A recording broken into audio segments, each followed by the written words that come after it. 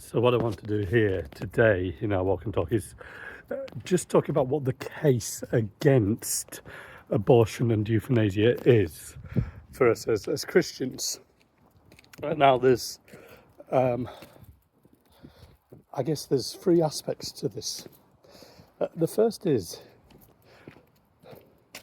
in terms of an ethical choice, should we as Christians seek those options for ourselves, for our own families?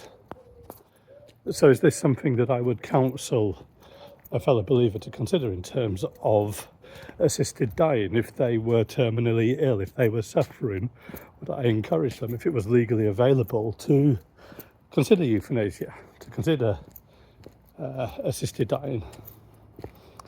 What about a young mum with a baby still in her womb and it's within the 24-week limit, or in fact really up to birth now, once the amendment to the Crime and Policing Bill comes through?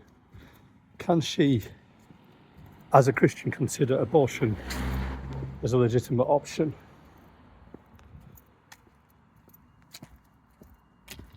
And of course there's the aftermath. If you've been involved in assisting somebody, you've gone through that process, and as a family, you've been involved in assisted dying. Is that sin that you need to repent of? Similarly, how do we counsel somebody who has had an abortion? So there's what do we do with it ourselves as Christians? What are our own ethical choices? Secondly, there's the big question about what the law of the land should be. And thirdly, if the law of the land is a particular thing, what should we be counselling for others that are not Christians? And should we be involved in helping and assisting in these things?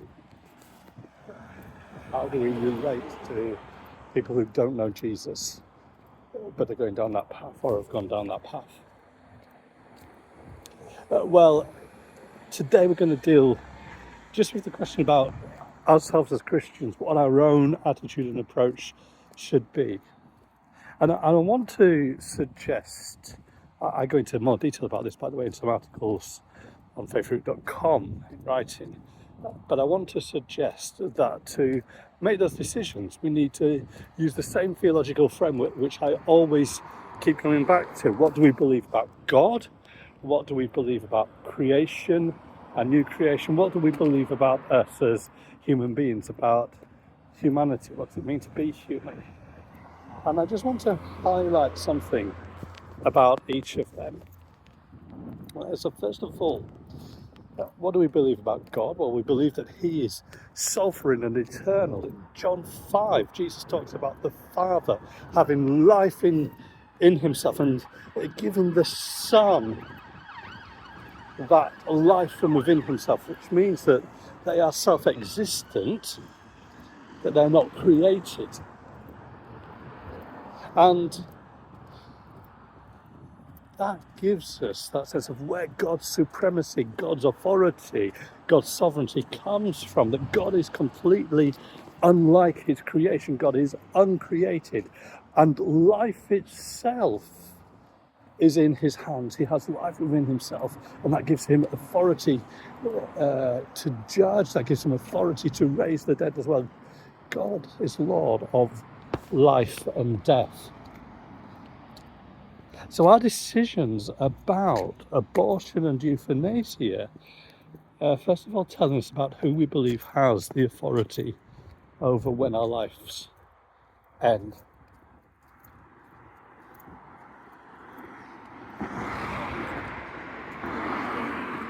Let me just jump to that second one. What do we believe about ourselves? What do we believe about humanity? Actually, that was third in my list, but I'm treating it second. Well, in Genesis 1, verse 26 to 28, we're told that we were made in God's image, that we were made to rule his creation, to worship and enjoy him, to subdue and to fill the world.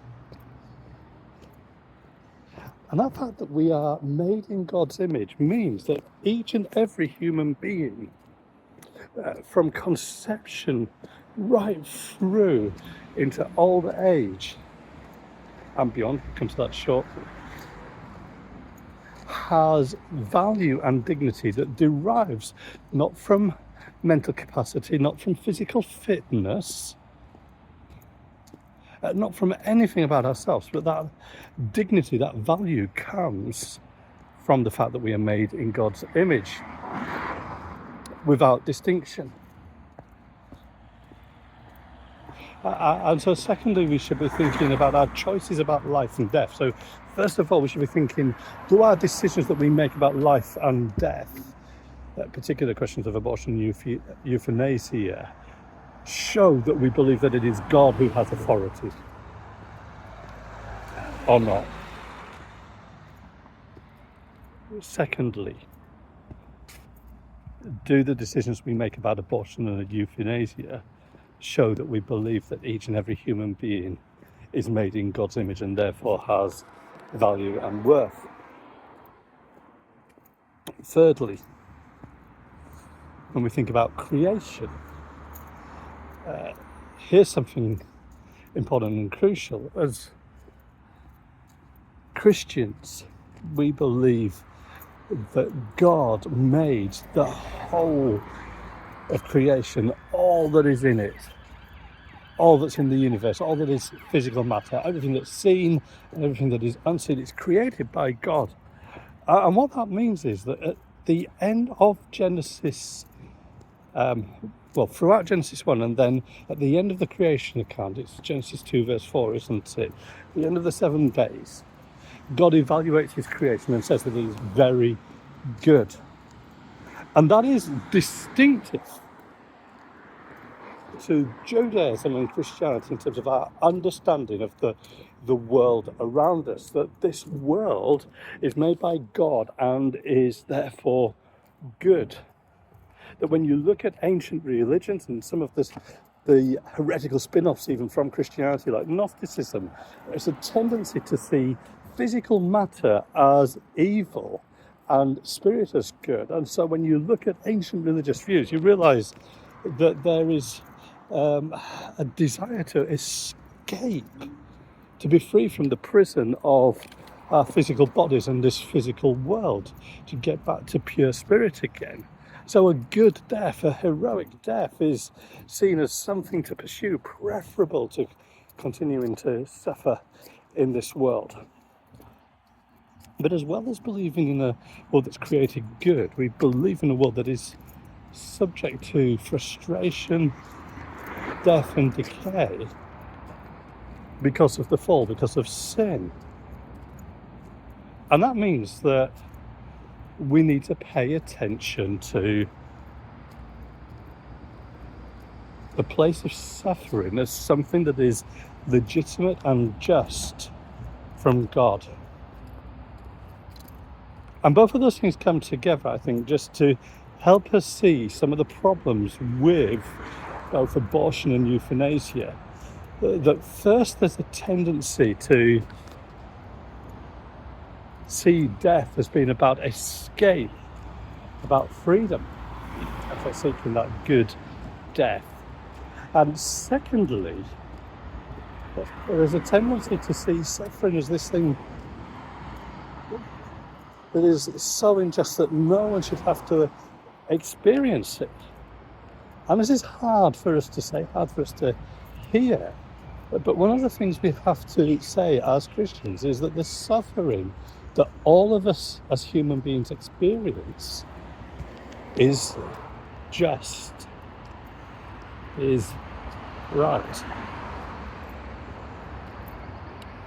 Do our views on abortion and euthanasia pay attention to the goodness of creation and the legitimacy of suffering, and particularly for us as Christians to see that although we are justified, we are forgiven, we are saved, that doesn't take us out of the realm of suffering. That doesn't help us to escape from suffering. Rather, it enables us to go through suffering.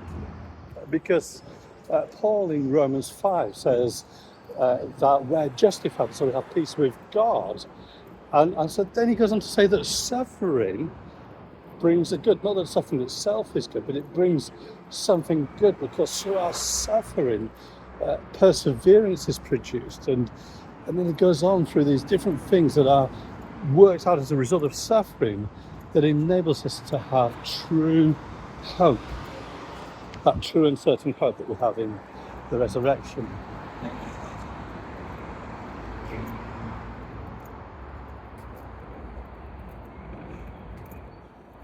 And then finally, we've got new creation. That means, first of all, that as Christians we have hope, we're looking forward. And so suffering and pain in this world is momentary. That belief in our eternal future with God and our physical resurrection, a reminder again that these physical bodies are good things, not to be escaped. But that thing that we look forward to, that joy and hope that we look forward to, of resurrection and eternity with God, puts our suffering now, our temporary suffering, into perspective, that it's only a moment in time, and then we are with Jesus forever. But also when we think about new creation, we're reminded that there will be final judgment, and we will stand before God to give our account, and that the Bible talks about eternal punishment for those that are outside of Christ, for those that remain in rebellion against God. And again, that this is just. It's something that we often don't like to talk a lot about these days, do we? We want to skip over the difficult doctrine of hell.